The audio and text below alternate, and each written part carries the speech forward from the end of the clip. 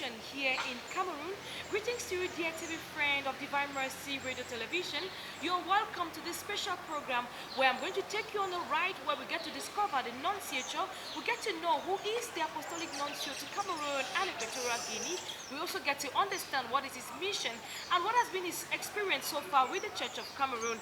In addition, I'm going to take you to some interesting and beautiful sites here at the NUNCIO. So come with me as I go meet the Apostolic Nuncio to Cameroon and Equatorial Guinea, and he's going to give us a lot of insight and what mission he has here in Cameroon to help us understand so that we have a best insight and also get to discover some historic sites which is important not just in the life of the church in Cameroon but to us as Cameroonians. So do not move a muscle as I'm already here at the NUNCIO, and together we're going to have this enjoy this beautiful view that I am already enjoying. I'm sure through our lens of the camera you're going to enjoy that as well.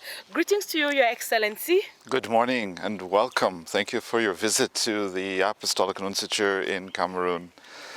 It is a pleasure for us to be here, and we know how busy your schedule is. We really appreciate that you've accepted to take us around this, the NUNCIO, to also help our viewers understand what the mission of the Apostolic Nuncio is in Cameroon and some historic sites which we've already seen, and you'll be able to share that with our viewers. So to begin with the introduction, dear TV friend, this is the Apostolic Nuncio to Cameroon and Equatorial Guinea, and I would want him to do us a pleasure by giving the name to our viewers, which I know some of you already know, but for those who do not know, let us have the name and then the office. Maybe you give us an understanding so that those who do not know get to know more about the Apostolic Nuncio and his mission in Cameroon. Well, thank you.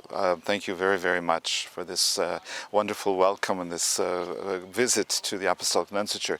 Well, the Apostolic Nuncio is, my name is José Betancourt, and I am an archbishop and the Pope Francis's representative to Cameroon and Guinea Equatoriale, and we are in a place that is called the Apostolic Nuncio, which is the, I may say, the official residence of the Apostolic Nuncio, and is commonly known as the Pope's home in Cameroon. And this home has welcomed over the years popes. It has welcomed many personalities from Cameroon, from Guinea Equatoriale, and from the region, all of Africa. And hopefully at some point we'll be able to go into some of these historic events. This home is located on a beautiful, one of the beautiful hills of Cameroon, of Yaounde. It's called the Mont Febe, which means hill of the good breeze. And so we hope it's high up, and we have a wonderful view of the city and of the country. And we hope that this beautiful breeze, natural breeze, brings a lot of good things to the Cameroon. And it is a place where we also pray at, and we meet, and we welcome.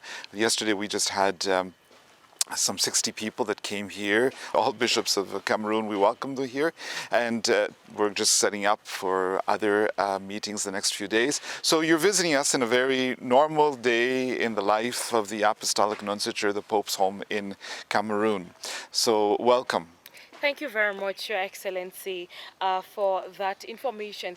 Now, before we get into the real issue, which is about understanding the mission of the Nuncio in Cameroon, briefly, the Holy Father, it's not, this is his home. So just some brief background or information on how this place was chosen and then how it was actually specifically kept for the different nuncios that have been here.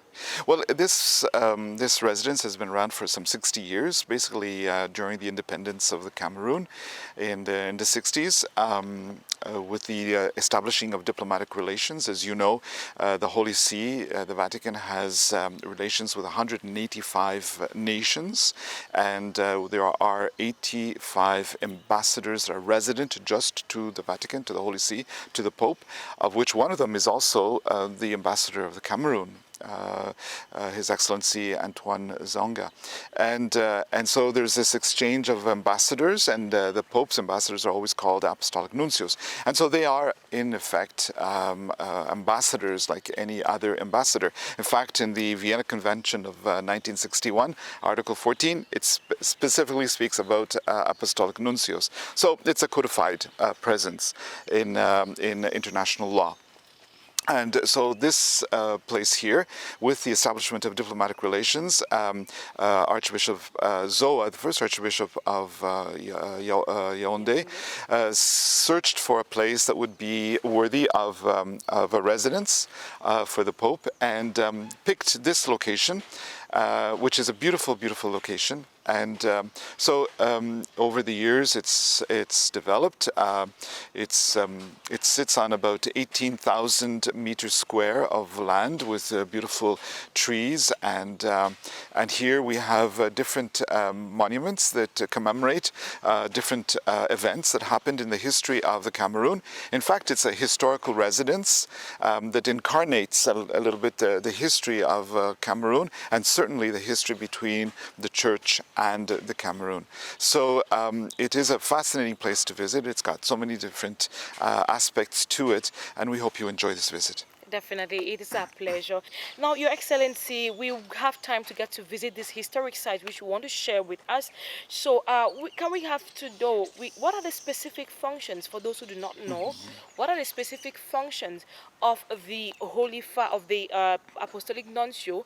We saw you presented a letter of credence to the President of the Republic. You also presented to the Minister of External Relations, and you also presented to, I think you read that in Maroua, before all the bishops of Cameroon. Could you just help our viewers understand what that exercise is in line with your duty as the Apostolic Nuncio to Cameroon and Equatorial Guinea? Well, the Apostolic Nuncio comes into function after the state requests what we call an agrément, which is that the state accepts this person as representing the sending state.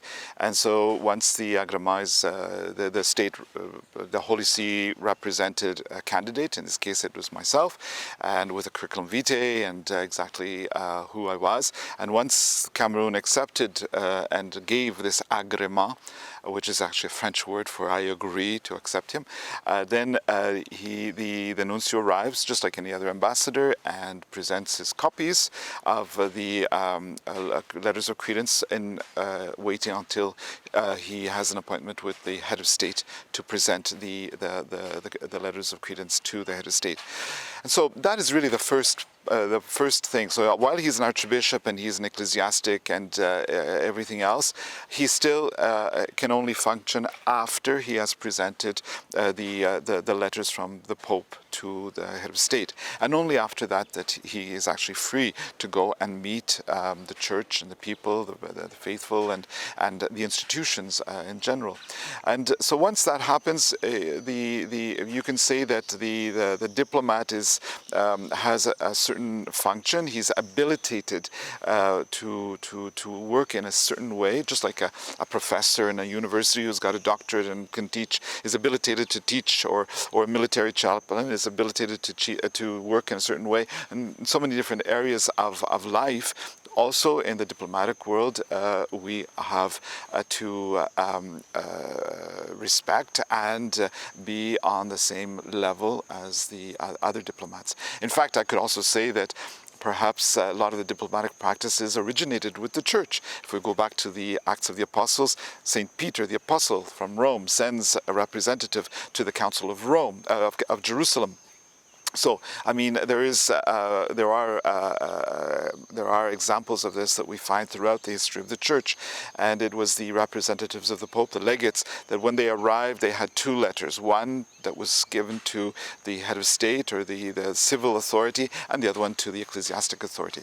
So the nuncio has this first function, which is to represent the Holy See to the state of Cameroon, despite whoever is in in power, it's a super partes. And then he has also a responsibility towards the church. Obviously, the church in the Cameroon is a very old institution and is present in every part of the country.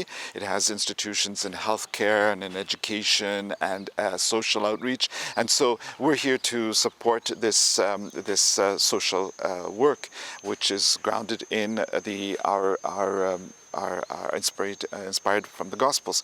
And so, you know, the Nuncio is very interested in supporting and bringing the Pope's solidarity to the Church, which here in Cameroon really does so very much. In fact, when we look at the healthcare and education, we are everywhere. And not only are we everywhere, but in education, I think you'll agree with me, we have some of the best institutions for academic excellence. So, I mean, it is in being side by side with the Cameroonians that we also work, because it's a question of human dignity, and the human dignity is central to the people diplomacy.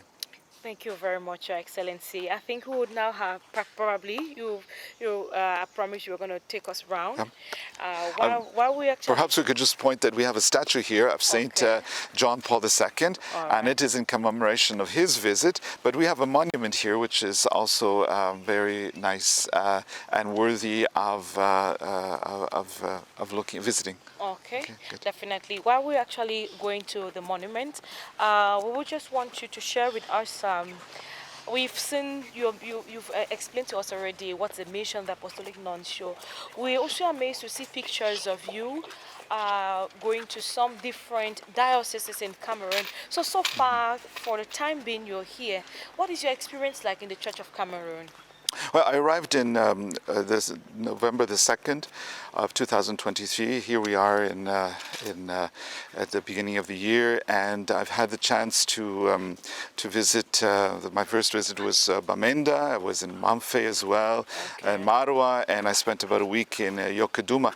You know, in fact, it's a very varied country with so many different aspects about it. It's in many ways many countries in one country. In fact, the Cameroonians say it's Africa in miniature, and it's absolutely true, because we have the sub-Saharan conditions in the north, and then we've got the tropical forests, and we've got so many varied situations in its peoples and its natural topography, which makes it for a fascinating place to be. Due to its culture, due to its natural beauty, and above all, due to its people, which are very welcoming. That was beautiful. We saw pictures of you in Yokaduma. We saw other dioceses. So just tell us, most recently you were in Yokaduma. How was your visit? What are some of the remarkable things that taught you when you went on this visit in this part of Cameroon? Well, it was a long trip. We traveled on for the most part on a very natural road, and it gave me a chance to see how life is. We visited schools, we visited hospitals, we visited parishes, we visited prisons. We also we celebrated sacred sacraments with the people. We visited a pygmy parish, the Baki. And so what I came out was with this huge sense of the warmth of the people, the appreciation, and not only of Catholics, but of the general population for what Cameroonians are doing, for what Catholics are doing. And it was a very enriching experience. It really was. Okay, we'll be continuing with this experience. We'll talk about your visit to Mamfe, to Bamenda, and your brief stopover in Boya subsequently. But I think we are already here at the different monuments. For our viewers, probably you would definitely give us help us situate these different monuments and what they stand to represent. Well, Cameroon is very privileged because it has had 3 papal visits. And not only are these visits visits for Cameroon, but some of them have had an impact on the continent and on the church as a whole. And so in '85 we had the first visit of John Paul II, who came and he went to Yaounde, Garoua, Bamenda and Douala, as well as Yaounde, and '85, and that was a very big celebration, and the people came out in huge numbers, and there were celebrated sacraments all over the country. And then we had a very special visit, a second visit of John Paul II, which was in '95, which is 30 years ago, and this visit had an impact really on the whole African continent and also on the church as well, because it was the signing of an important document. So the Pope came to this nunciature, to this city, to sign the the encyclica on the Post Ecclesia in Africa in 1995, and all the presence of the different conferences of bishops came to Yaounde to receive from the Pope this document. Now, this is probably the first time a Pope signs a document outside of Rome, and so it has so many historical significances, and we hope that we celebrate this next year. And so this is a historical moment that had huge impact on the continent. And then in 2009 we had the visit of Pope Benedict as well, who also came to celebrate and for the Instrumenta Laboris that was signed here. So there's been so many different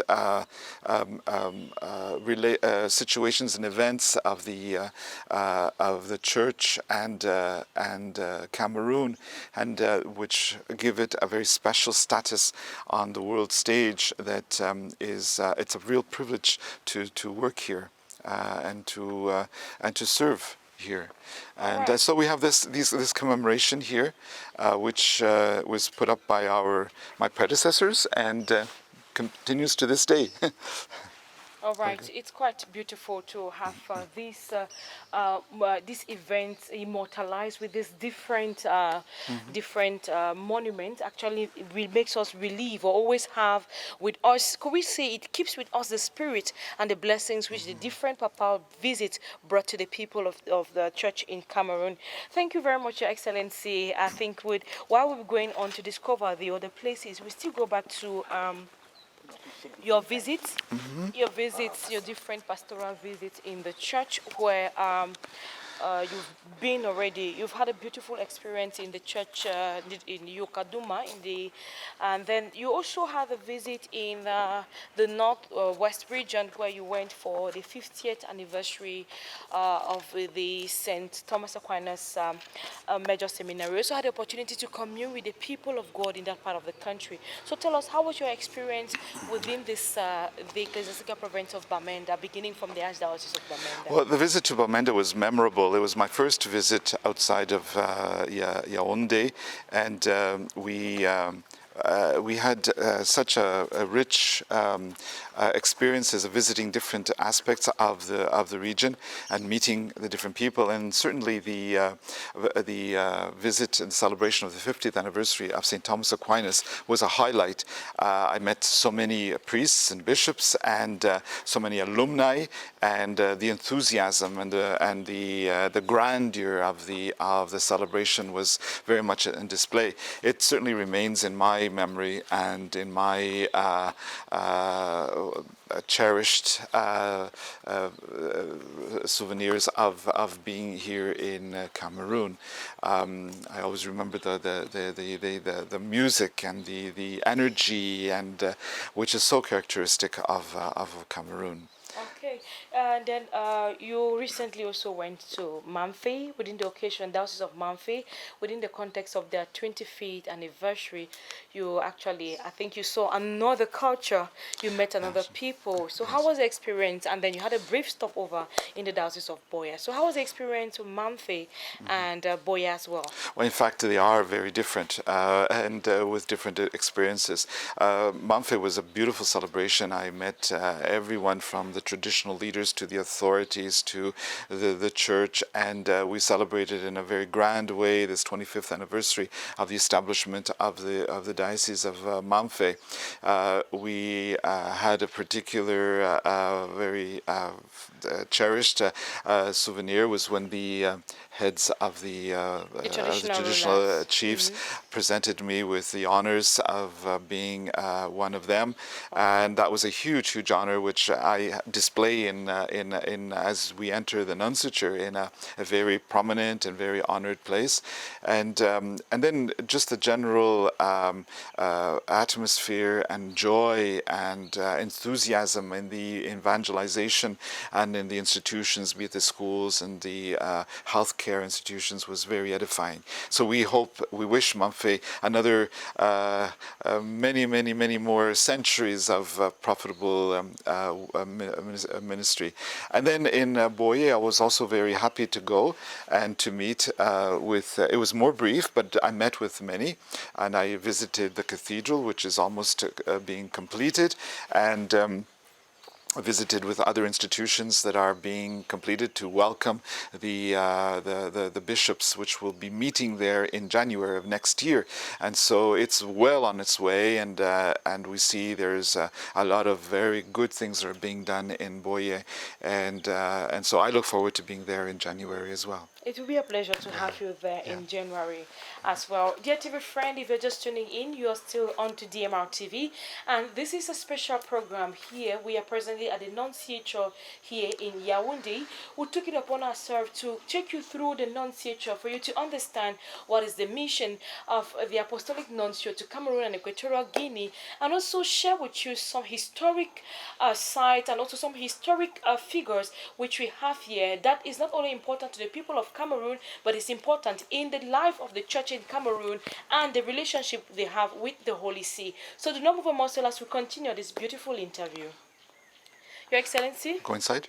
Let's go inside. Right after you.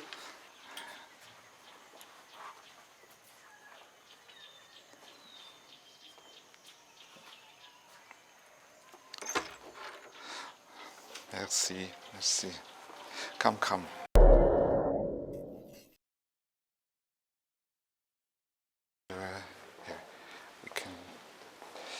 So this is a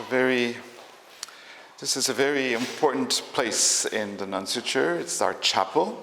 It's where we meet early in the morning and where we finish our day, and sometimes also in between.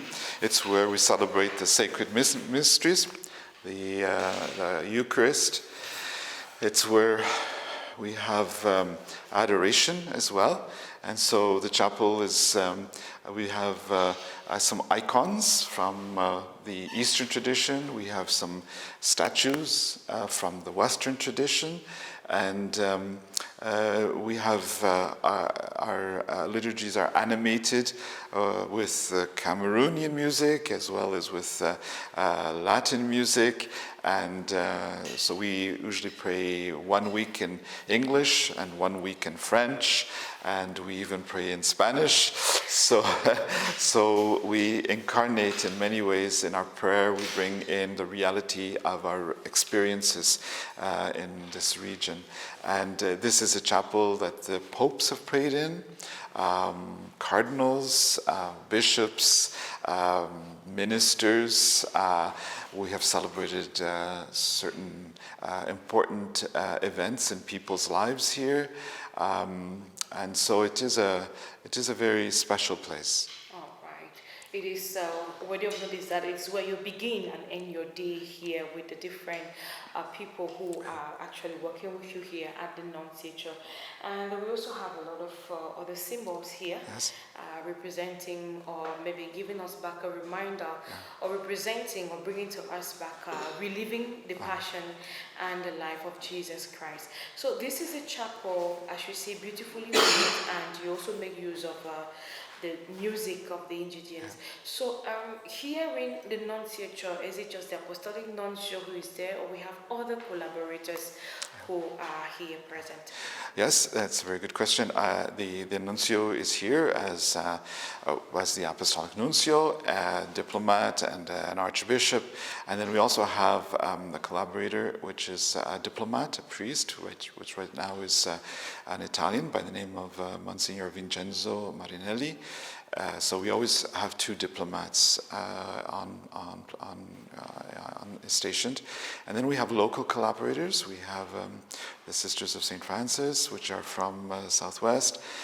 We have other local people that help us in just keeping this place in good form, if you like. So there's a little bit of a staff, not very much, but a little bit, enough to keep it looking and well and welcoming who comes. Yeah, it's also kind of very interesting because we just received this statue of Our Lady of Fatima, which came from the sanctuary of Our Lady of Fatima in Portugal, and it was a gift to the nunciature. Also, it's a sign of the Universal Church, which is here with us in the Cameroon, and how we are also part of this Universal Church. So they are praying for us, and we are praying for them, and we are all seeking to bring about the best of a situation for everyone in Cameroon. All right, it's quite beautiful here. And thank you so much for taking us around, Your Excellency. Some people have these questions. When we see the Apostolic Nuncio to Cameroon and Equatorial Guinea, but he's resident in Cameroon. So people want to understand how you're able to manage these two countries, and why is the residence in Cameroon, not in Equatorial Guinea? So some people have some of these questions or this line of thoughts. What do you have to say in that regard? Well, it's obviously it has its challenges. There's three languages in this region. I mean, Cameroon is English and French, and Guinea Equatorial is Spanish. Distance-wise, it means that you're spending a lot of time traveling in order to meet people or to celebrate certain important occasions, and also to be part of the life of the national church. So it has its challenges, but at the same time, it's not an impossible task with goodwill. I always look forward to meeting the different bishops and the conferences as I travel from one country to another, and I'm always very welcomed. So it's quite enjoyable. All right, thank you very much, Your Excellency. And while we'll be taking on the other places which you want to share with us, we also sometimes want to find out. It entails traveling from one area to another. Now, talking about the office of the nuncio, we know he's a representative, he's a diplomat representing diplomatic ties, maintaining diplomatic ties between the Vatican as a state and the state of Cameroon. And he also he's a representative of the Holy Father, and has as mission to keep the relationship or to maintain the presence of the Holy Father with the people of God in these different countries. Now, I want to find out, when it comes to your office, sometimes we have the perception that it is either all the priests, bishops, or religious who can probably come to your office. So just help situate what are some of the issues that we know the church works in a hierarchy, but how open is the office of the nuncio? Well, the nunciature is representative to the state and to the institutions. So, in fact, our interlocutors are often the authorities, be it the government authorities or the cultural and academic institutions in this country. Yes, we have an important role with the church, but we also have a very important role with our civil interlocutors, as we represent the Pope. For example, in New Year's, the Pope always puts out a New Year's message, and we send these New Year's messages to the authorities, the government authorities. At Ramadan, for example, the Pope put out a message, so we sent this message to our Muslim friends. The same thing for Buddha and for other religions.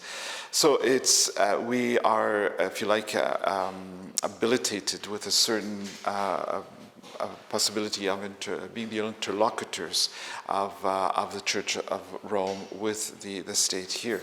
So I think it's a larger context which we always try to bring.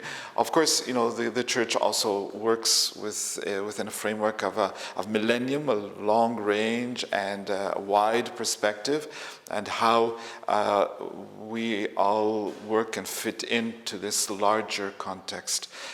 For example, discussions that are going on, for example, in United Nations institutions, and how the Church approaches them with a Christian anthropology and a Christian perspective.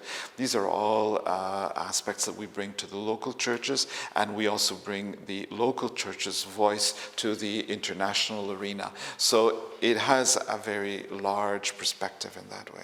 All right, thank you very much, which is quite explicit, taking the voices of the local church to the international. Looking at the cultures, customs, and traditions of the local people, which you actually hear in Cameroon, what would you say, or what would you say in regards to the recent document, Fugita Supplicans, which was grossly misinterpreted? Within that context and background, and even I think on Tuesday when you had the mass with the bishop, you reiterated the stance of the church's doctrine. This document brought a lot of confusion, and even the bishops of Cameroon have stood strongly against the blessings of same-sex marriage. So how does that in any way state that they are against the document, or it is the fact that the document was not well understood? Yes, well, I believe the Pope has said many, many times his position. He is stating the traditional doctrine of the Church, which has not changed. Marriage is between a man and a woman for life. The doctrine of the Church has not changed. And he said that before, he said that after. The question of blessings has its context. It doesn't mean that when we bless someone who is sick that we are wanting him to be sicker. Quite on the contrary, we want him to get better. So I think we have to understand what is being said. Obviously, I think social media has taken it and has molded it a little bit into its own image, the image of its own humanity. But the Pope has been very, very clear. The doctrine of the Church has not changed. Marriage is between man and woman for life, and this is exactly what we stated it during the liturgical celebration. Of course, just this week on Monday we had another very, very important document which touches many issues that are very timely in our age, and it reads like a compendium of the social teaching on questions of gender, questions of, all the medical questions that come into play in our day. So, I mean, time and time again, we are reiterating the teachings of the Church, the doctrine of the Church, and how it applies to our times. All right, thank you very much, Your Excellency, and probably we'll have to move to the next place you want us to visit. So we can just greet the Blessed Sacrament and we can move on.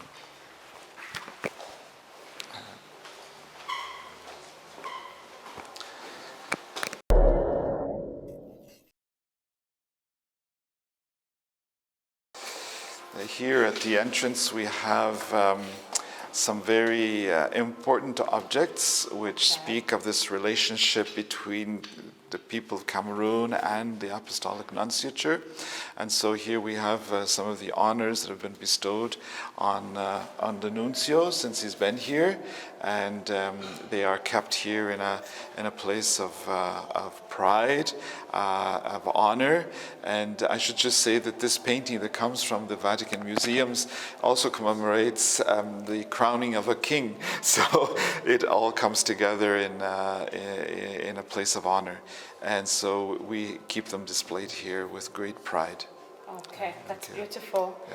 Actually adds to the history that you keep and preserve here. It's quite beautiful, and this is typical. This is from Mamfe. It is. It is from Mamfe and other places. It's quite beautiful to have them, and that shows of the the integration of the people's culture in the evangelical missions of the church? Well, they are part of what we are all about, and we are part of, contributing to what they are doing in their different cities and towns. So this is just an alternative, another expression of that. And as you can see, we have the flags, the state flags here of Cameroon, of Guinea Equatorial, and the Holy See's flags.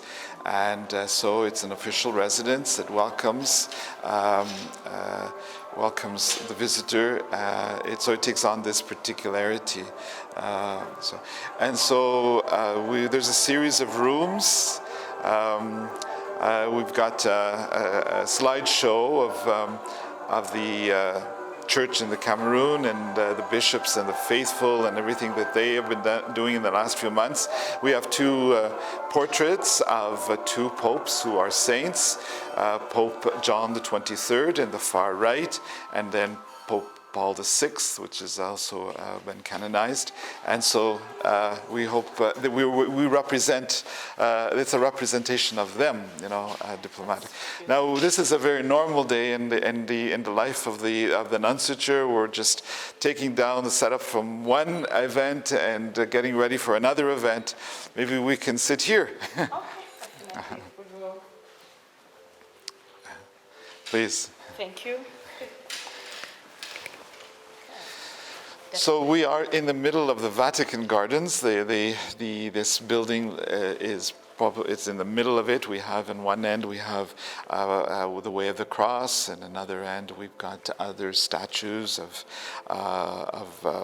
commemorating events or devotions, and often this is the place where we meet visitors of every segment of society, believers or non-believers.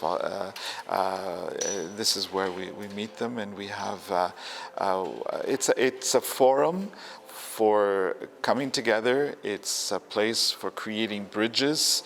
It's a place for looking at the needs and how we can together meet those needs. Definitely, it's a beautiful place to visit, and not just as we've gone through, not just only for religious concerns or the concerns of the church, but also somewhere where the history, we have a lot of historical and important aspects which we get to know about. We're indeed grateful that you could take us around the nunciature and also give us an insight. Now we want to talk a little bit about the relationship between the church. You've been here for close to 6 months now. Yes. What would you describe between the relationship between the church and the state of Cameroon? We have excellent relations. We've had a number of visits from the head of state to the Vatican, and we've had also visits to the Cameroon on different levels from the Vatican. We appreciate very much the support or the collaboration that we have in working together for the dignity of the people. We this year are celebrating 10 years of the signing of the Accord Cadre, the agreement. This historical document is a testament to the excellent relations that we have with the authorities, the government authorities in Cameroon. And everywhere where I have been received by the highest offices of the land, I've been received with great dignity, great respects, and I hope to be able to build on what has already been done. And I think that we are in a very special time when we can do that. I always find that when there are challenges is when the best of human nature has to come to the fore and to give its best. So I think it's a privileged time, and we have excellent relations that we have to build on. That's beautiful. Talking about the accord signed between the the Holy See and the church in Cameroon. We just want to find out, also in line with your mission in Cameroon, are there any projects, anything we should be expecting in the days ahead? Well, we certainly do hope that there's going to be some very interesting and exciting things that we are looking forward to. We want to celebrate this accord. There's a book that we are going to be presenting on this accord.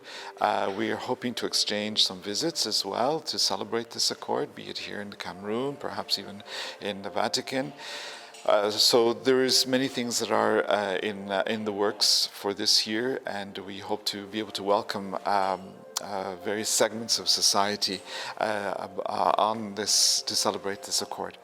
Of course, next year we're celebrating 30 years of the document Synodale on Ecclesia in Africa, and that's an important celebration which we too hope to celebrate.